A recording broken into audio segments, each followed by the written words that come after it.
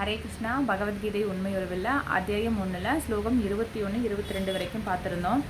அதில் பார்த்தீங்கன்னா அர்ஜுனர் கிருஷ்ணர்கிட்ட 2 சேனைகளுக்கும் மத்தியில் கொண்டு போய் ரதத்தை நிறுத்துங்க அப்படிங்கிறது வரைக்கும் நம்ம பார்த்துருந்தோம். இந்த ஸ்லோகம் 23 யோச்சமானான் அவேஷேகம் யாயே தேத்ரஷமா கதா தாத்ராத்தஸ்ய துர்புத்தேர் யுத்தே பிரிய சிகீஷவ. கெட்ட புத்தி உடைய திருதராஷ்டிரரின் மகனை மகிழ்விக்கும் விருப்பத்தோடு இங்கு போர் புரிய வந்திருப்பவர்களை நான் பார்க்க வேண்டும். அதாவது திருதராஷ்டிரனோட கூட்டு சேர்ந்த திருதராஷ்டிரனோட கூட்டு சேர்ந்து யாரெல்லாம் பாண்டவர்களோட அரசை கவிழ்க்கிறதுக்காக யாரெல்லாம் சதித்திட்டம் தீட்டியிருக்காங்கிறத பார்க்கணும் அப்படின்னு சொல்லிட்டு அர்ஜுனர் கிருஷ்ணர்கிட்ட சொல்கிறாரு. அதன்படியே போய் பார்க்கவும் செய்கிறாரு. இதன் மூலமாக அர்ஜுனர் என்ன நினைக்கிறாரு, துரியோதனோட சேர்ந்து இங்கே பாண்டவர்களை அதாவது அவங்களோட அரசை அழிக்கிறதுக்காக வந்தவங்க எல்லாருமே ஒரே குட்டையில் ஊர்ல மட்டைகளாக மட்டும்தான் இருக்க முடியும்.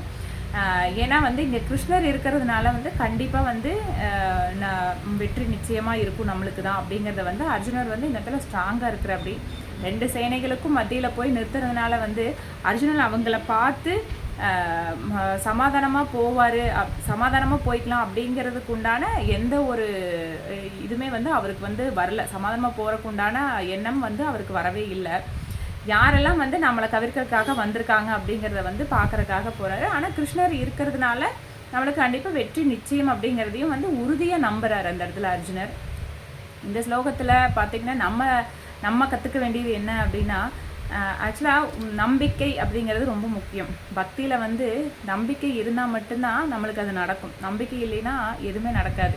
நம்மளுக்கு ஒரு கஷ்டம் வருது அப்படின்னா அந்த இடத்துல ஒரு சில நேரத்தில் அந்த கஷ்டம் ஈஸியாக சால்வ் ஆகிற மாதிரி இருக்கும். ஒரு சில பிரச்சனைகள் வர்றப்ப அந்த ப்ராப்ளம் ரொம்ப லாங்காக போயிட்டுருக்கிற மாதிரி இருக்கும். ஆனால் அது பகவானுக்கு தெரியும் எந்த இடத்துல நம்ம குழந்தைங்களுக்கு எந்த நேரத்தில் அவங்களுக்கு அதை கொடுத்தா சரியாக இருக்கும் அப்படிங்கிறது.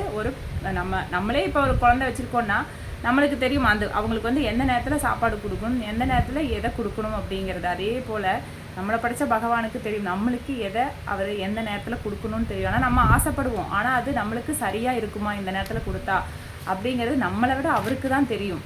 அப்படிங்கிறது நம்ம இதிலேருந்து நம்ம கற்றுக்கலாம். தொடர்ந்து கேளுங்க. ஹரே கிருஷ்ணா.